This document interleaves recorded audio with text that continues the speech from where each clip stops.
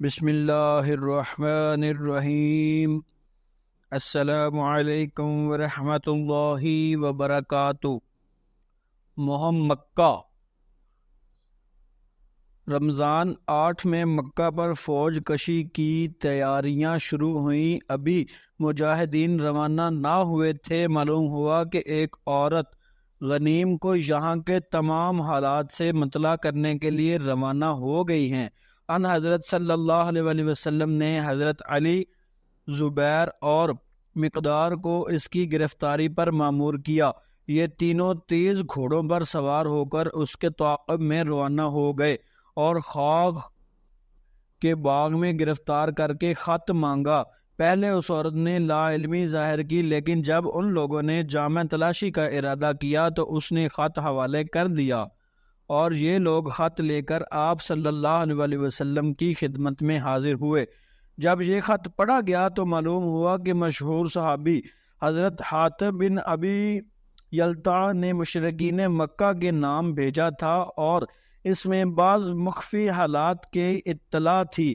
ان حضرت صلی اللہ علیہ وسلم نے حاتم بن ابی یلتا سے پوچھا کہ یہ کیا معاملہ ہے۔ انہوں نے عرض کیا، آپ صلی اللہ علیہ وسلم فرد جرم قرار دینے سے قبل اصل حالات سن لیں۔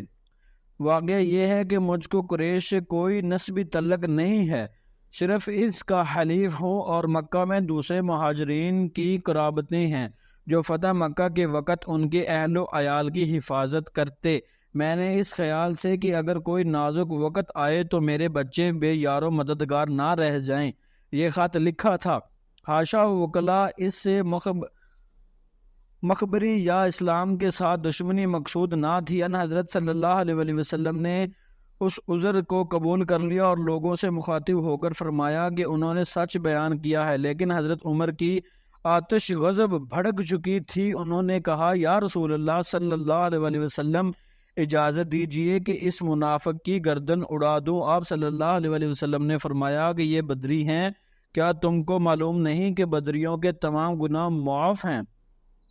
غرض آپ صلی اللہ علیہ وسلم نے 10 رمضان سن 8 کو مدینہ روانہ ہوئے، اور ایک مرتبہ پھر اس محبوب سرزمین پر 10,000 قدسیوں کے ساتھ فاتحانہ جاہ و جلال کے ساتھ داخل ہوئے، جہاں سے 8 سال پہلے بڑی بے کسی کے ساتھ مسلمان نکالے گئے تھے۔ ایک علم حضرت سعد بن عبادہ کے ہاتھ میں تھا، اور وہ جوش کی حالت میں یہ رجز پڑھتے جاتے تھے۔ ترجمہ: آج شدید جنگ کا دن ہے، آج حرم میں خون ریزی جائز ہے۔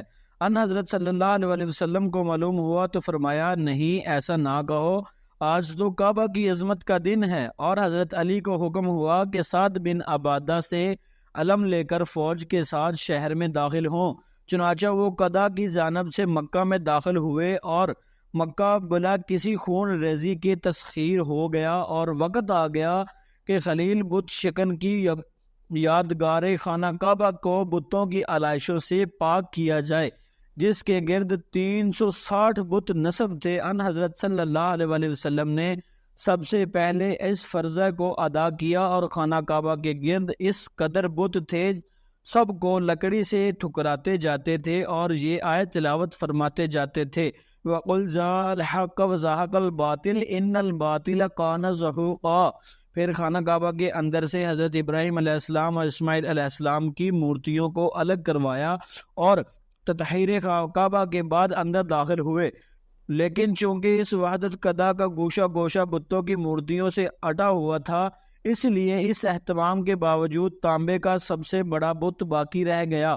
یہ لوہے کی سلاخ میں پیوست کیا ہوا زمین پر نصب تھا، اس لیے بہت بلندی پر تھا۔ پہلے آپ صلی اللہ علیہ وسلم نے حضرت علی کے کندھوں پر چڑھ کر اس کو گرانے کی کوشش کی، لیکن وہ جسم اطہر کو بارانہ سنبھال سکے، اس لیے حضور پر نور صلی اللہ علیہ وسلم نے ان کو شانہ اقدس پر چڑھا کر اس کو گرانے کا حکم دیا، اور انہوں نے سلاخ سے اکھاڑ کر حسب ارشاد نبوی صلی اللہ علیہ وسلم پاش کر ڈالا، اور خانہ کعبہ کی کامل تطہیر ہو گئی۔ حاکم نے مستدرک میں اس واقعہ کو یہ کو بفصل نقل کیا، لیکن فتح مکہ کی بجائے شب ہجرت کی طرف منسوب کیا ہے۔ لیکن اس کے علاوہ دوسرے محدثین اور ارباب سیر نے فتح مکہ میں لکھا ہے کہ اور یہی صحیح اور قریب عقل ہے، ہجرت کی ایسی نازک رات میں جبکہ جان خطرہ میں تھی ایسے بڑے اور خطرناک کام کا انجام دینا بعید از قیاس ہے۔ دوسرے مکہ کی زندگی میں بت شکنی کا کوئی واقعہ نہیں ہے، ایک غلطی کی تلافی۔ مکہ کے بعد آپ صلی اللہ علیہ وسلم نے خالد بن ولید کو بنو خزیمہ میں تبلیغ اسلام کے لیے روانہ فرمایا۔ انہوں نے توحید کی دعوت دی، بنو خزیمہ نے اسے قبول کیا، لیکن اپنی بدویت اور جاہلیت کے باعث اس کو ادا نہ کر سکے، اور السمنا یعنی ہم نے اسلام قبول کیا کی بجائے سبانہ یعنی ہم نے بے دین ہو گئے کہنے لگے۔ حضرت خالد بن ولید نے ان کا منشا سمجھ کر سب کو قید کر لیا اور بہتوں کو قتل کر ڈالا۔ آپ صلی اللہ علیہ وسلم نے سنا تو نہایت متاثر ہوئے اور حضرت علی کو اس غلطی کی تلافی کے لیے روانہ فرمایا۔ انہوں نے پہنچ کر تمام قیدیوں کو آزاد کر دیا اور مقتولین کے معاوضہ خون بہا دیا۔